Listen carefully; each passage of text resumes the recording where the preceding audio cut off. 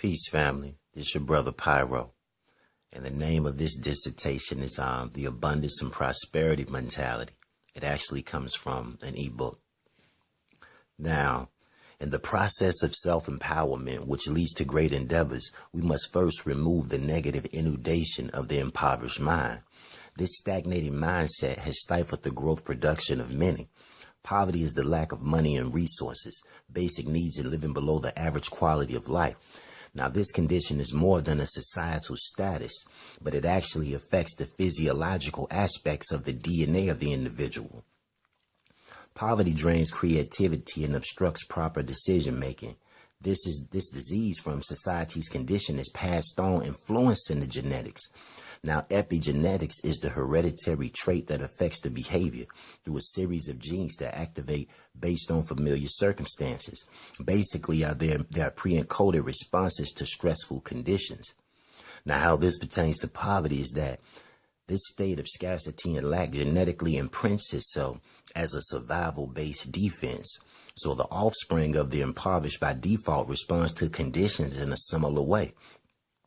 This in turn repeats the dysfunctional cycle. The victim of this negative programming, they display weak emotional and social skills. By constantly being deprived, they withdraw into a shell because of feelings of low self-worth. Now, this state fails to cultivate and challenge them to master their environment. So failure and complacency becomes commonplace. Now, these are the ingrained negative blocks of endured poverty without remedy. This spell actually diminishes the core of self-excellency and self-reliance and problem-solving. The premise is the conditioned victim doubts their ability to make things better. So indirectly, they seek power and orders from an outside authority. This is actually used as a form of social and political mind control. The wounded psyche needs mandate and remedy. This is the boss and worker, sheep and shepherd hierarchy type of mentality. This also produces the brain drain effect, which takes the brightest, most skilled people out of their environment in order to capitalize off of them. An example would be, many Caucasian wars, such as the one that happened in Germany. After this war and pillage and so many lives being taken, they took the most sinister but intelligent minds from Germany and brought them to America to enrich our country. But this does little for theirs. And this happens a lot in the black community. Whereas a few blacks are contracted out for jobs, and upon being in their new environment, they're conditioned slowly but surely to see their own communities as unproductive, dry economic ponds.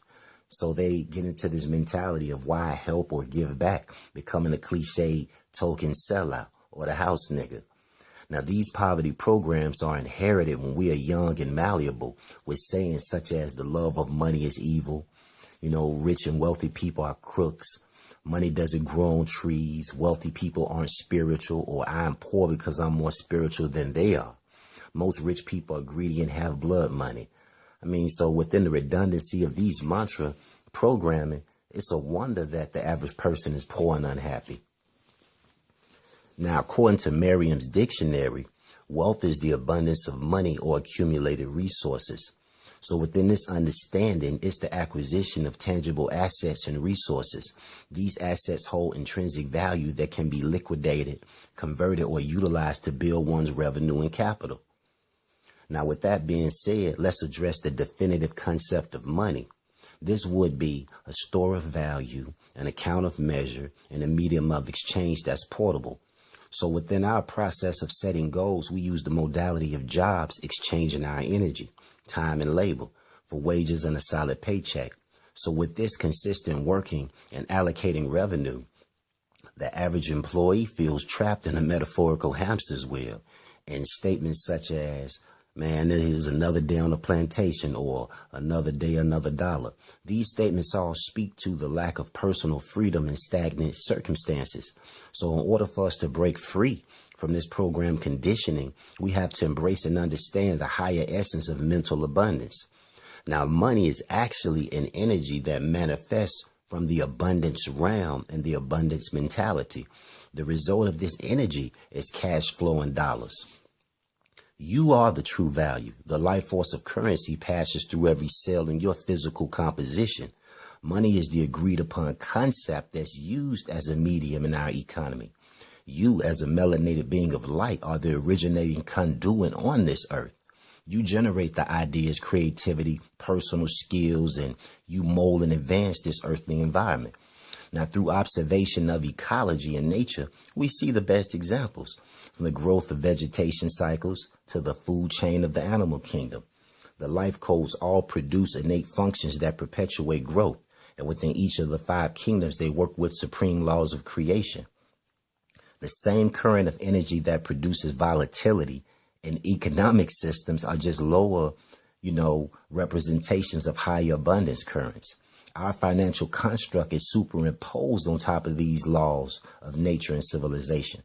It is our realization and application of these channels and laws that determine how we play the money game. Now, quantum physics teaches that the material realm solidity is illusionary because based on observation, we see the atom breaks down to several energy levels, quarks, biaps, zelis, and so on, all the way down to smaller particles. Now, being that the material realm and money are 3-dimensional lower manifestations of thought forms, our creative mind can actually change the ions in their physical composition. Therefore, our thoughts hold tremendous power, but the clarity, desire, and intent must be concentrated like laser through a ruby. The polarized perspective. The power of the polarized perspective. Now, the power of the polarized perspective is utilized whenever we are faced with a trial or challenge. Our perception and lens denotes our ammunition and logical options to overcome the obstacles. The positive polarized lens is powerful and open, giving us higher angles of informational instructions. Therefore, its potential is creative. The negative lens is weaker and lower emotion based. Therefore, it actually shrinks small, giving us a lack and scarcity of perception that limits our option. Now, Albert Einstein stated that no problem can be dealt with on the same level of logic that it manifested on. Therefore, every problem can be dealt with like a mathematical equation, but first we have to draw from a higher form of consciousness and use our faculties to manifest it. Scientific studies have shown that positive thoughts travel further, pulling from higher frequencies than negative ones do. The abundance mentality is one of a higher resonation. Lack and scarcity are of a lower resistance. So the modern cliche of the rat race only exists because the players participate in it.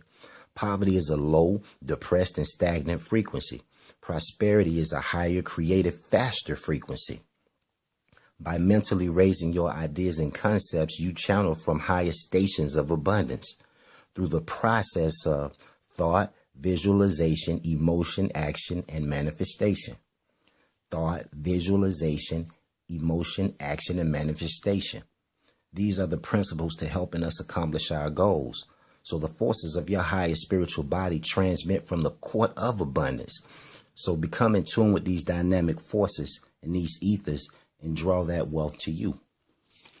Money mantras. My mind magnetically attracts abundance and prosperity. My mind magnetically attracts abundance and prosperity. Money is a manifestation of the Creator's abundance, and I'm so grateful that it flows through me, to me, and around me. Money is a manifestation of the Creator's abundance, and I'm so grateful that it flows through me, to me, and around me. I'm a divine child of light. Opulence, wealth, and riches is my birthright. I'm a divine child of light. Opulence, wealth, and riches are my birthright.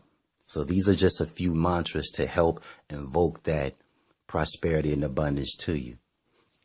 Abundance and prosperity. Peace, family.